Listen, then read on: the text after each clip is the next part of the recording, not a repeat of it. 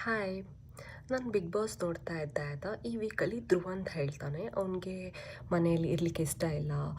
ಎಲ್ಲರೂ ಮುಖವಾಡ ಹಾಕಿದ್ದಾರೆ, ಅದು ಹಾಕಿದ್ದಾರೆ, ಇದು ಹಾಕಿದ್ದಾರೆ ಅಂತ ಹೇಳ್ತಾರೆ, ಅವನನ್ನು ಕೆಳಗೆ ನೋಡ್ತಿದ್ದಾರೆ ಅಂತೆಲ್ಲ.